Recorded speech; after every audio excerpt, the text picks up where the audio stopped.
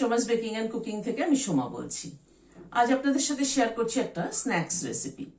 পনির দিয়ে একটা স্ন্যাক্স তৈরি করেছি এবং পনিরটার মধ্যে কি কি মেশালাম যার জন্য পনিরটার টেস্টটা কিন্তু দারুণ হয়েছে।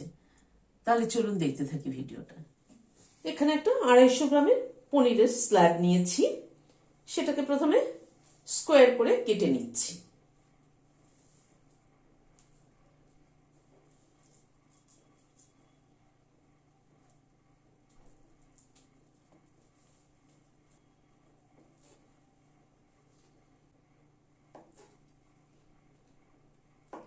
এরকম একটু বড় বড় করে কিউব করে পনিরগুলোকে কেটে নিচ্ছি।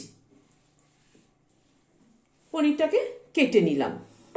এখানে দুটো পেঁয়াজ নিয়েছি, একটা ক্যাপসিকাম নিয়েছি। এবার পেঁয়াজ ও ক্যাপসিকামটাও কেটে নিচ্ছি।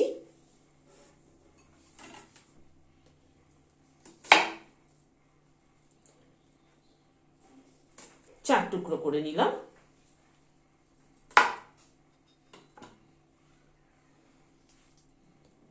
চার টুকরো করে নিয়ে এই খোলাগুলোকে ছাড়িয়ে নিচ্ছি।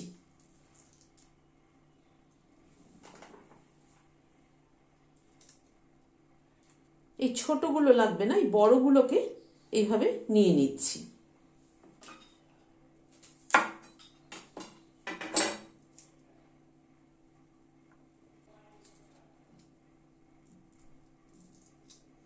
বড়গুলোকে এইভাবে খুলে নিয়ে নিচ্ছি খোলাগুলো। পেঁয়াজগুলো এইভাবে এই খোলাগুলোকে আলাদা করে নিলাম। একইভাবে ক্যাপসিকামটাকেও কেটে নেব।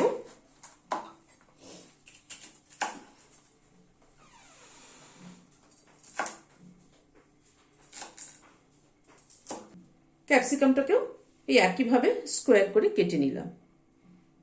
পনিরের মধ্যে হাফ টিস্পুন নুন দিয়ে দিলাম, হাফ টিস্পুন গোলমরিচের গুঁড়ো দিয়ে দিলাম,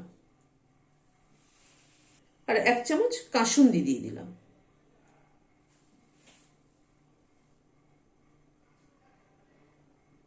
সব দিয়ে পনিরটাকে মেখে নিচ্ছি।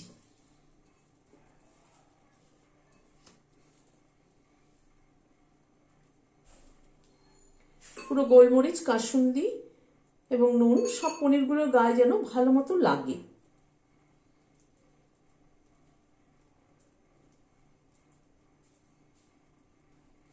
এরকম একটা একটা করে পনিরের কিউব ধরে ধরে লাগিয়ে নিতে হবে। এই মশলাটাই কিন্তু পনিরটার টেস্টটা বাড়িয়ে দেবে। পনিরের তো নিজস্ব কোনো টেস্ট নেই, মশলাটাই কিন্তু পনিরের টেস্টটা বাড়াবে। এখানে কটা টুথপিক নিয়েছি। এই টুথপিকটার মধ্যে প্রথমে একটা ক্যাপসিকামের টুকরো গেঁথে দিচ্ছি, তারপর একটা পনিরের টুকরো দিয়ে দিলাম, একটা পেঁয়াজ দিচ্ছি,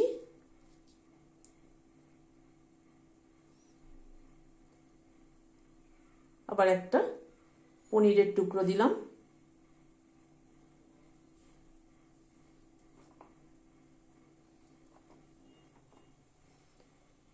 একটা ক্যাপসিকাম দিয়ে দিলাম।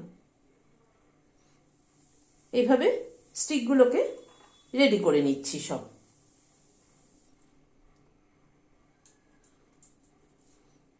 একটা ক্যাপসিকাম, একটা পনিরের টুকরো, একটা পেঁয়াজ, আবার একটা পনিরের টুকরো,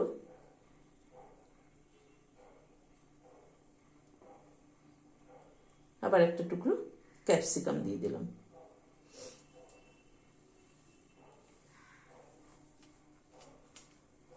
এইভাবে সবগুলোকে রেডি করে নিচ্ছি। পনিরগুলোকে গেঁথে রেডি করে নিলাম। এখানে একটা বাটি নিলাম, একটা ব্যাটার তৈরি করব। ময়দা দিচ্ছি,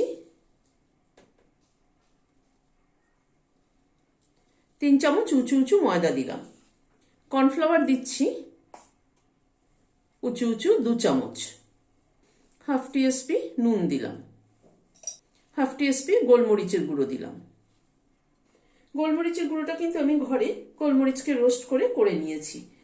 বাইরের কেনা গোলমরিচের গুঁড়ো না কিনে ঘরে করবেন, তার ফ্লেভার কিন্তু অনেক ভালো হয়। আর একটু রোস্ট করে নিয়ে করবেন, তাহলে বেশি ভালো হয়। হাফ চামচ আজওয়াইন নিলাম, সেটা হাতে একটু ক্রাশ করে দিয়ে দিলাম, এতে ফ্লেভারটা খুব ভালো হয়। হাফ চামচ আদা রসুন বাটা দিলাম, অল্প একটু পরিমাণে রোস্টেড জিরের গুঁড়ো দিলাম, খুব সামান্য, এই 1/4 টিস্পুন মতো। সবগুলোকে একবার মিশিয়ে নিচ্ছি। এবার অল্প অল্প করে ঠান্ডা জল দিচ্ছি। ঠান্ডা জল মানে এটা কিন্তু ফ্রিজের জল। ঠান্ডা জল দিয়ে মানে ফ্রিজের ঠান্ডা জল দিয়ে ব্যাটারটা করলে পরে ব্যাটারটা কিন্তু মানে এটা কিন্তু ক্রিস্পি হয় ভীষণ।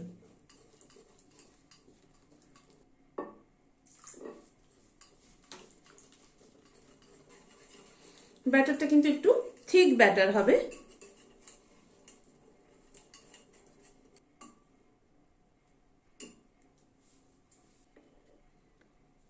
এরকম থিক ব্যাটার হবে।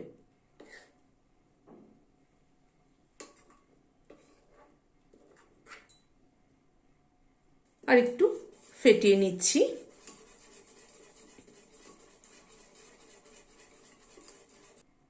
ব্যাটারটা রেডি হয়ে গেল। এবার চলুন ফ্রাই করি। কড়াইতে সাদা তেল বসিয়েছি। তেলটা একটু গরম হওয়া অবধি অপেক্ষা করব। তেলটা গরম হওয়ার পরে গ্যাসের ফ্লেমটাকে কমিয়ে দিলাম একটু।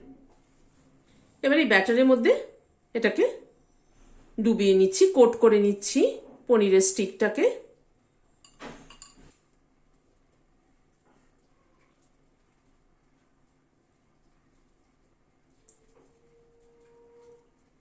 এক্সেস ব্যাটারটাকে একটু ঝরিয়ে নিচ্ছি।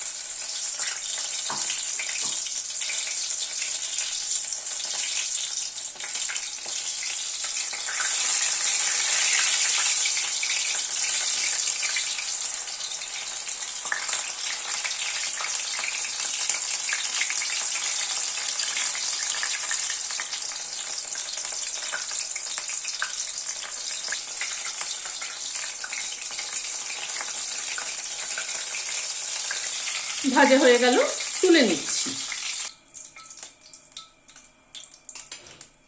একইভাবে পরেরগুলো দিয়ে দিচ্ছি।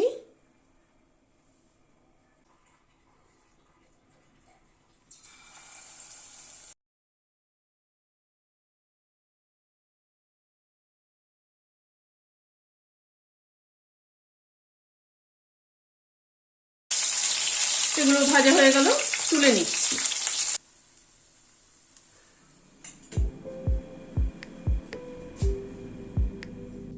সন্ধ্যাবেলা চায়ের সাথে খাওয়ার জন্য বা বাড়িতে কেউ এলো তৈরি করে দেওয়ার জন্য কিন্তু এটা একটা আইডিয়াল রেসিপি। খুব কম উপকরণে চটজলদি হয়ে যায়। রেসিপিটি কেমন লাগলো আমাকে কমেন্ট বক্সে জানাবেন।